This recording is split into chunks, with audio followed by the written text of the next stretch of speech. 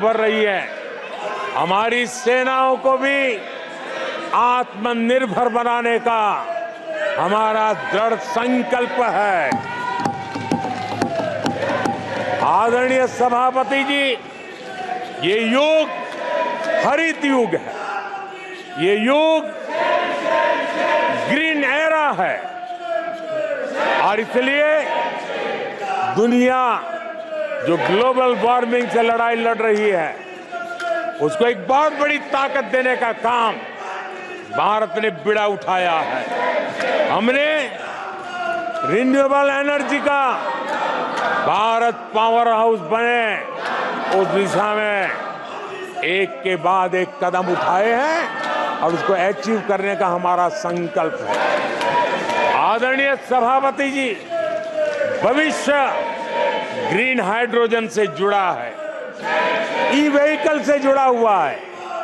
भारत को green hydrogen का hub बनाने के लिए भी हम पूरी तरह संकल्पबद्ध है।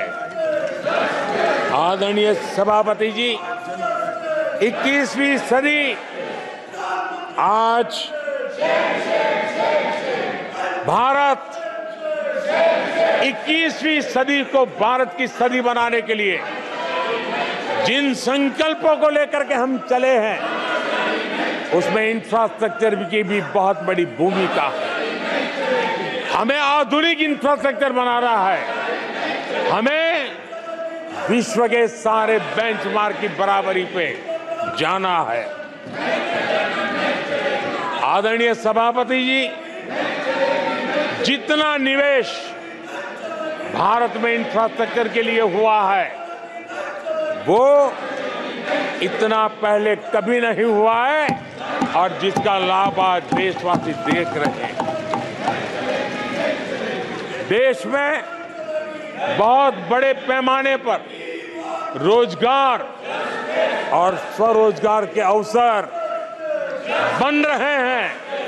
उसको विस्तार हो, उसको एक नए रूप रंग मिले, आधुनिक भारत की आवश्यकताओं के अनुसार स्किल डेवलपमेंट हो और उसके आधार पर इंडस्ट्री 4.0 में भी भारत लीडर के रूप में उभरे और हमारे नौजवानों का भविष्य भी संवरे। उस दिशा में हम काम कर रहे हैं। आदरणीय सभापति जी, एक स्टडी है कि पिछले 18 साल में, ये स्टडी बड़ा महत्वपूर्ण है, यह अध्ययन कहता है कि पिछले 18 साल में प्राइवेट सेक्टर में जॉब क्रिएशन में आज सबसे बड़ा रिकॉर्ड बना है। 18 साल में सबसे बड़ा रिकॉर्ड बना है। आदरणीय सभापति जी, आज भारत डिजिटल पेमेंट सिस्टम पूरी दुनिया में एक उदाहरण बना है। विश्व के लोग, मैं G20 समूह में जब भी गया, भारत की डिजिटल इंडिया मूवमेंट को लेकर के, डिजिटल पेमेंट को लेकर के विश्व के समृद्ध देशों को भी अचरज होता है और बड़ी जिज्ञासा के साथ हमें सवाल पूछते हैं। ये भारत की सफलता की बहुत बड़ी कहानी है। माननीय सदस्य प्लीज, ये तरीका ठीक नहीं है। नो। आदरणीय सभापति जी, जैसे जैसे भारत आगे बढ़ रहा है, स्वाभाविक है प्रतिस्पर्धा भी बढ़ रही है और चुनौतियां भी बढ़ रही है। जिन्हें भारत की प्रगति से दिक्कत है, जो भारत की प्रगति को चुनौती के रूप में देखते हैं, वो गलत हथकंडे भी अपना रहे हैं। ये ताकतें भारत की डेमोक्रेसी, डेमोग्राफी और डायवर्सिटी पर हमला कर रही है और ये चिंता सिर्फ मेरी नहीं है, ये चिंता सिर्फ सरकार की नहीं है, ये चिंता सिर्फ ट्रेजरी बेंच की नहीं है।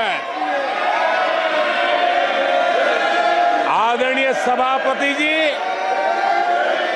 देश की जनता और माननीय सुप्रीम कोर्ट तक सबको इन बातों से चिंतित है। सुप्रीम कोर्ट ने जो कहा है वो कोर्ट मैं आज सदन के सामने रखना चाहता हूं।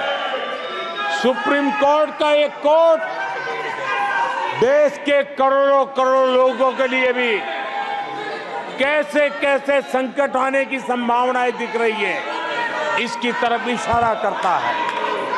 आदरणीय सभापति जी, सुप्रीम कोर्ट ने अपने एक जजमेंट में बड़ी गंभीरता पूर्वक कहा है और मैं कोट पढ़ता हूं, ऐसा लगता है इस महान देश की प्रगति पर, ऐसा लगता है कि इस महान देश की प्रगति पर संदेह प्रकट करने, उसे कम करने और हर संभव मोर्चे पर उसे कमजोर करने का एक ठोस प्रयास किया जा रहा है। ये सुप्रीम कोर्ट की बात पढ़ रहा हूं। सुप्रीम कोर्ट आगे कह रही है, इस तरह के किसी भी प्रयत्न या प्रयास को आरंभ में ही रोक दिया जाना चाहिए। देश की सुप्रीम कोर्ट का एक कोर्ट है। आदरणीय सभापति जी, सुप्रीम कोर्ट ने जो भावना व्यक्त की है, इस पर हम यहां वाले या वहां वाले, सदन में है उन्होंने, सदन के बाहर है उन्होंने, सबको गंभीरता से विचार करने की आवश्यकता है। आदरणीय सभापति जी, भारत में भी कुछ लोग हैं जो ऐसी ताकतों की मदद कर रहे हैं। देशवासियों को ऐसी ताकतों से सतर्क रहने की जरूरत है।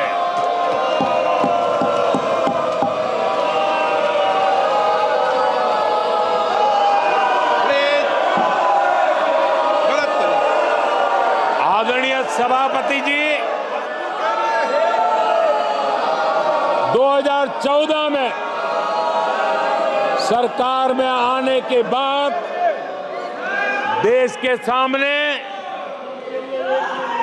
एक बहुत बड़ी चुनौती कांग्रेस के साथ ही कांग्रेस का इकोसिस्टम भी रहा है। ये इकोसिस्टम से मिली खाद पानी, इसके दम पर ये कांग्रेस की मदद से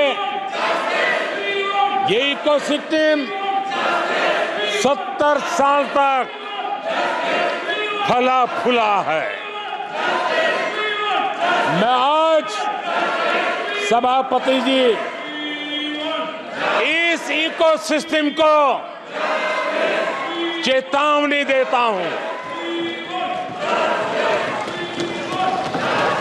मैं इस इकोसिस्टम को चेताना चाहता हूं।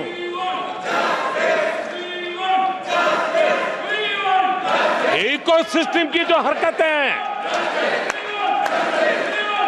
जिस तरह इकोसिस्टम ने ठान लिया है कि देश की विकास यात्रा को